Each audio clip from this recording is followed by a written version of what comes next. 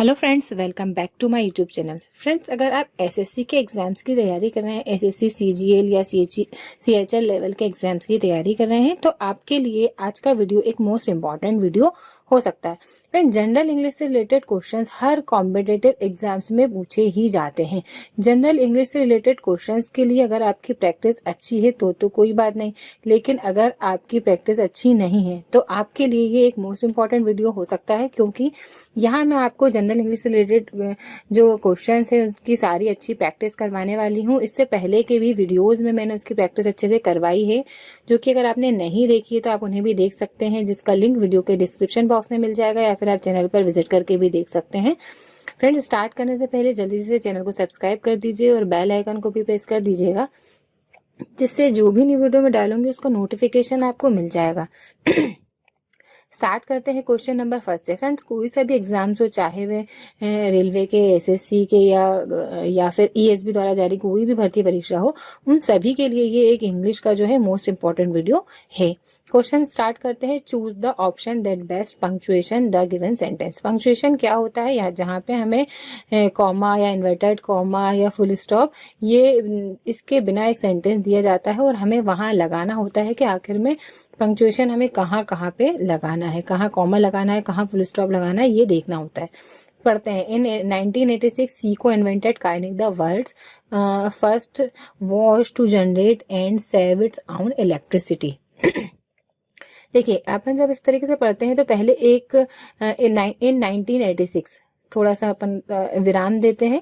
इन 1986 के बाद कॉमा देखते हैं कौन से ऑप्शन में लगा है। तो ऑप्शन फर्स्ट सेकंड में लगा है और ऑप्शन थर्ड में लगा है।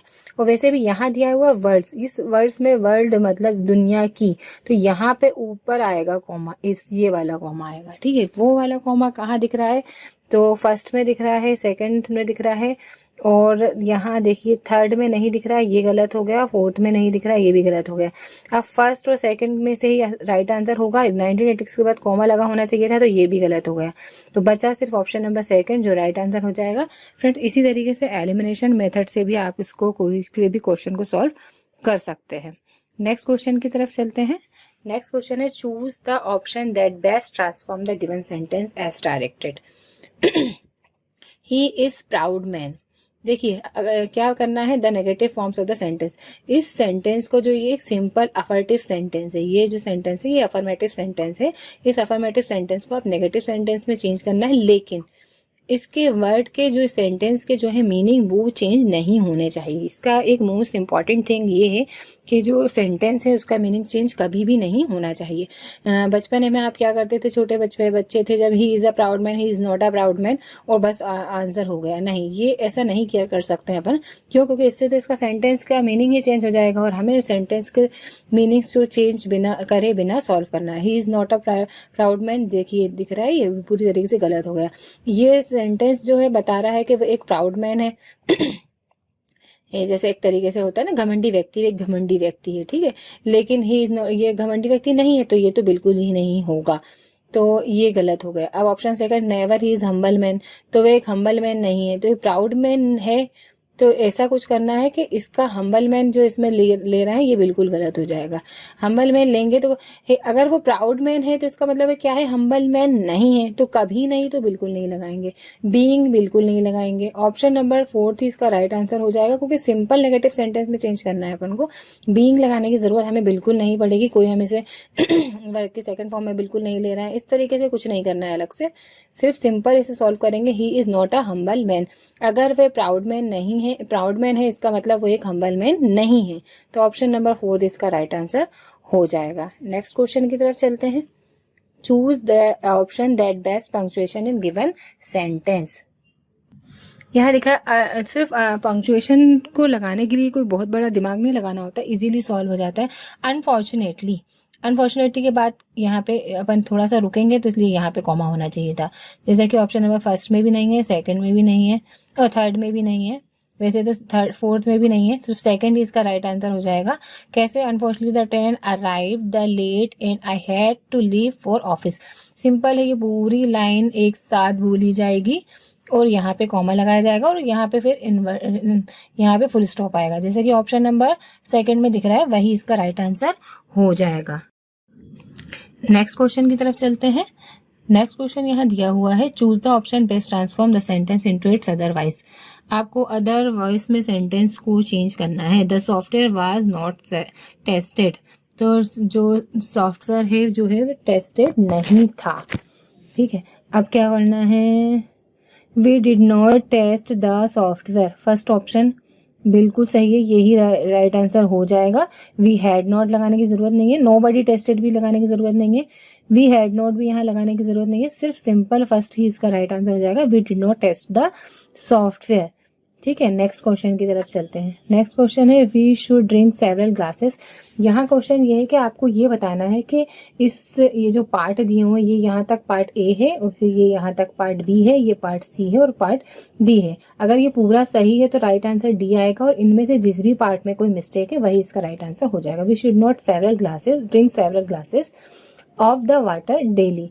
ऑफ द वाटर डेली नहीं आएगा, सिर्फ ऑफ वाटर आएगा। क्यों? क्योंकि वाटर एक अनकाउंटेबल नाउन है, तो यहाँ पे सिर्फ इतना आएगा, we should drink several of water daily if we want to remain healthy. तो मतलब ऑप्शन नंबर बी इसका राइट आंसर हो जाएगा।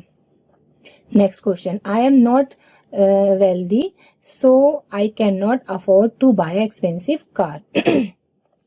बाय अ एक्सपेंसिव कार, ये ई आ रहा है और प्रोनाउंसिएशन में भी ए आ रहा है एक्सपेंसिव, तो इसका मतलब बाय एन एक्सपेंसिव कार आएगा। ए इन द आर्टिकल में मिस्टेक है यहाँ पे, तो ऑप्शन नंबर बी में सी में मिस्टेक है, तो ऑप्शन नंबर सी ही इसका राइट आंसर हो जाएगा। अगर ये पूरा सेंटेंस पूरा सही होता और उसमें कोई भी मिस्टेक नहीं होती तब हम ऑप्शन नंबर डी इसका राइट आंसर टिक करते हैं। नेक्स्ट क्वेश्चन की तरफ चलते हैं। नेक्स्ट क्वेश्चन है, the Ganga overload it's dash and flooded the area. तो जो गंगा है वो ओवरलोड बह रही है और क्या कर रही है, जो एरिया को पूरी तरीके से जलमग्न कर रही है। कौन से एरिया को? इसके बैंक्स को। एजेस नहीं बोलते हैं, जो रिवर होती हैं उसके जो किनारे होते हैं वो बैंक्स होते हैं। The Ganga overlaid and its bank of flooded the area. Next question की तरफ चलते हैं। As soon has he opened the old wooden box then a red jumped out of it. S के साथ देखिए कभी भी देन यूज नहीं होता है, तो यही इसका राइट आंसर हो जाएगा। ये एक तरीके से जो है इसका आप शॉर्ट ट्रिक समझ लीजिए या फिर आप इसे अच्छे से याद कर लीजिए। एज सुन के साथ देन यूज कभी भी नहीं होगा। तो as soon as he open the old wooden box a red jumped out of it, तो यही इसका राइट आंसर हो जाएगा। Option number second. Option number second में मिस्टेक है, तो ऑप्शन नंबर सेकंड यानी बी इसका राइट आंसर हो जाएगा। नेक्स्ट क्वेश्चन की तरफ चलते हैं। नेक्स्ट क्वेश्चन दिया हुआ है यहाँ पे, the robber had hardly put the ornament in his bag then the housewife woke up. जैसे ही रोबर जो है गया वहाँ पे ज्वेलरी का बैग उठाने, तो उतने में हाउस वाइफ जो थी वो जाग गई। तो पढ़ते हैं फिर से, the robber had hardly put the ornament in his bag, then the housewife woke up। यहाँ पे then the housewife नहीं आएगा, when आएगा, when the housewife woke up। ठीक है, when जैसे ही हाउसवाइफ वहां पे जाग गई, जब वो वहां पे जाग गई, तो then नहीं आएगा, यहाँ आएगा when आएगा। when इसका राइट आंसर होगा। जैसे कि ऑप्शन नंबर सी में then है तो सी इसका राइट आंसर हो जाएगा, सी में मिस्टेक है। नेक्स्ट क्वेश्चन की तरफ पढ़ते हैं। Unless you do not take care of health, अगर तुमने अपनी हेल्थ की तरफ ध्यान नहीं दिया, you will continue to suffer, तो तुम क्या करोगे, परेशान होगे, परेशानी का सामना करोगे, मुश्किलों का सामना करना पड़ेगा। अनलेस नहीं करेंगे, क्यों? क्योंकि अनलेस ही यदि नहीं है। ठीक है, अनलेस का मतलब ही यदि नहीं है, यहाँ भी यदि नहीं है और इसका मतलब भी यदि नहीं है, तो दो यदि नहीं की जरूरत है ही नहीं। तो इसमें या तो यू डू नॉट आ जाता है या तो अनलेस आ जाता है। इसका मतलब ऑप्शन नंबर फर्स्ट में ही मिस्टेक है। ऑप्शन नंबर ए ही इसका राइट आंसर हो जाएगा। अनलेस और डू नॉट दोनों एक ही बात है, दोनों को अपन एक साथ यूज नहीं करेंगे। नेक्स्ट क्वेश्चन की तरफ चलते हैं। नेक्स्ट क्वेश्चन है, my teacher congratulated me dash my victory on the match. Teacher ने क्या किया, मुझे कॉन्ग्रेचुलेट किया। क्यों किया? क्योंकि मैं मैच में जीती। काय पे? मेरी जीत पे उन्होंने मुझे कॉन्ग्रेचुलेट किया, तो ऑन इसका राइट आंसर हो जाएगा, जैसे कि ऑप्शन नंबर सेकंड में दिख रहा है। My teacher congratulated me on my victory in the match. Next question की तरफ चलते हैं। I have read one novel of Chetan Bhagat, I want to read. देखो आपने एक नॉवेल पढ़ी, चेतन मतलब मैंने एक चेतन भगत की एक नॉवेल पढ़ी और मैं चाहती हूँ कि एक और नॉवेल पढ़ें, तो वन अनदर, रीड अनदर, एक और नॉवेल पढ़ना चाहूँगी। तो I have read on one novel of Chetan Bhagat, I want to read another novel of him. Another कहाँ है? ऑप्शन नंबर सी में दिख रहा है। ऑप्शन नंबर सी इसका राइट आंसर हो जाएगा। नेक्स्ट क्वेश्चन की तरफ चलते हैं। नेक्स्ट क्वेश्चन है choose the appropriate option that fills in the given sentence correctly.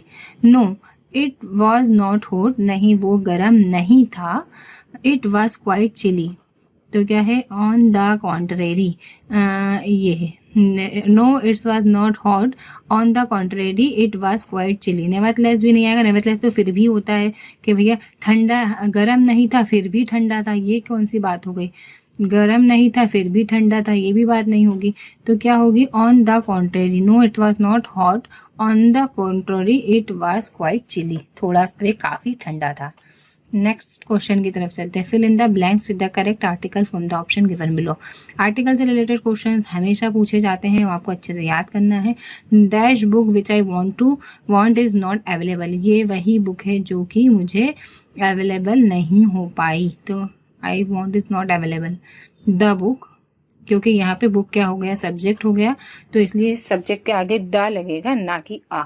The book और एन का तो सवाल ही पैदा नहीं होता, जो कि वॉवेल के आगे लगता है, और प्रोनाउंसिएशन में भी वॉवेल ही निकलना चाहिए। तो क्या ए और द में से कुछ लगना था? आ लगेगा नहीं, क्योंकि बुक यहाँ पे सब्जेक्ट है, इसलिए द लगेगा। The book which I want is not available. Next question की तरफ चलते हैं। Choose the appropriate option that fills in the given sentence correctly.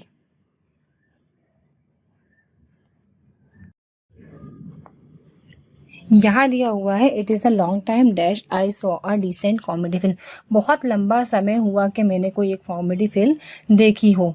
तो क्या आएगा? सिंस, बहुत लंबे समय से। जहाँ इस तरीके का सिंस यूज हो जाता है, वहाँ पे से सिंस यूज करेंगे हम। It's a long time since I saw a decent comedy film, तो सिंस कहाँ है? ऑप्शन नंबर थर्ड में दिख रहा है। ठीक है, नेक्स्ट क्वेश्चन की तरफ चलते हैं। Choose that the option that best fill in to complete the given sentence.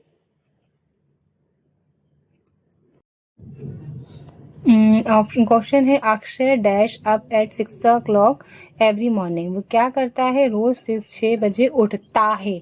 जहाँ ये ता यूज होता है ना, तब हम एस लगाते हैं। उठता है, gets.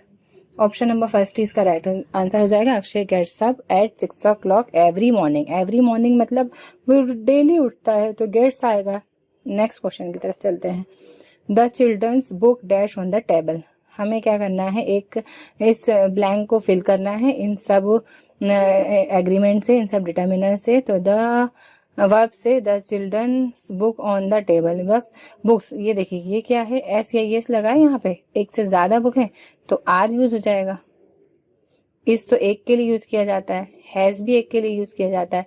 The children's book are on the table, are कहाँ है? ऑप्शन नंबर सेकंड में दिख रहा है। ऑप्शन नंबर सेकंड इसका राइट आंसर हो जाएगा। Next question, complete the sentence using the right form of prefix. If we leave our doors dash locked, our houses are liable to be burgled. If we leave our doors locked, अगर हमने जो है door को lock नहीं किया, देखिए dog को lock नहीं किया, तभी तो कुछ चोरी होगी अपने। Our houses are liable to burgle, मतलब चोरी के लिए खुली छूट मिल जाएगी एक तरीके से। तो क्या करेंगे? अनलॉक्ड। अगर हम जो है चैनल गेट को या घर को अनलॉक करेंगे तो क्या है? तभी तो चोरी के लिए खुला छूटेगा वो, तो अनलॉक आएगा, है ना। जैसे लॉक के आगे क्या लगेगा? अनलॉक लगेगा, इनलॉक नहीं। इस तरीके से प्रेफिक्स में क्या होते हैं, कुछ जो है इम्पॉर्टेंट दे दिए जाते हैं, वही इम्पॉर्टेंट 4, 8, 10 होते हैं, वही हर क्वेश्चन में आपको सेंटेंस बदल दिया जाता है और यहाँ पे वही वर्ड सेम रहता है, उसी वर्ड के आपको लगाने होते हैं। वही 2-4 हैं, बस वही आपको अच्छे से याद करना है, वही आपके एग्जाम्स में आएंगे। If we leave our doors unlocked our houses are liable to be burgled. तो अन कहाँ है? अन ऑप्शन नंबर फर्स्ट में दिख रहा है। नेक्स्ट क्वेश्चन की तरफ चलते हैं। You were bad dash you are being punished. तुम बहुत खराब हो ना, इसलिए तुम पनिश किए गए, तुम खराब थे इसलिए पनिश किए गए ना। तो बट तो आएगा नहीं, खराब थे फिर मगर पनिश किए गए, ऐसा तो होगा नहीं।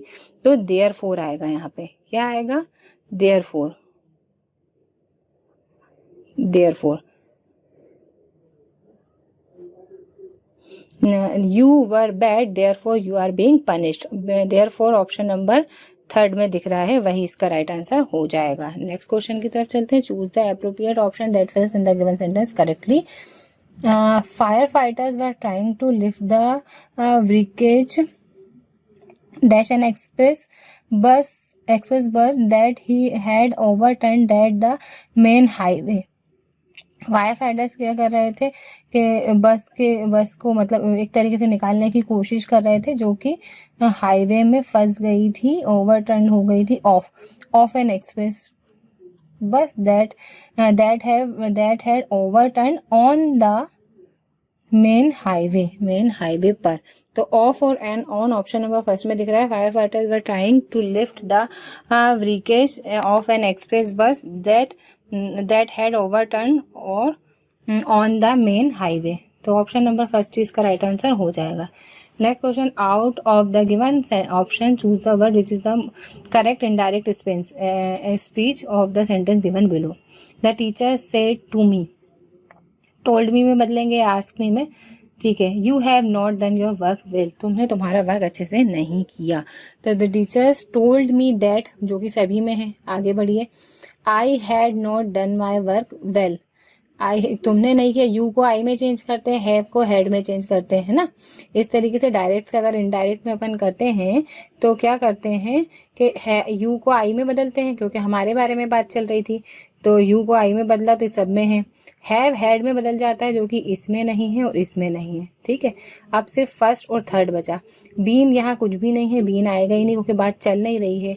आईएनजी भी नहीं है, भाई डन हो गया ना, तो ये डन की बात हो गई, बात खत्म हो चुका कि भाई तुमने अपना होमवर्क ठीक से नहीं किया, तो इसके लिए डूइंग और आईएनजी और बीन लगाने की जरूरत नहीं पड़ेगी। सीधा सीधा ऑप्शन नंबर फर्स्ट इसका राइट आंसर हो जाएगा। डायरेक्ट या इनडायरेक्ट स्पीच में आपको सिंपल या एक्टिव या पैसिव वॉइस में, इन दोनों ही क्वेश्चंस में आपको सिंपल एक एक ऑप्शन पकड़ के चलना है और ऑप्शन के थ्रू सॉल्व करना है। इजीली आप एलिमिनेशन मेथड से सॉल्व कर पाएंगे। नेक्स्ट क्वेश्चन है, politics dash a risky profession.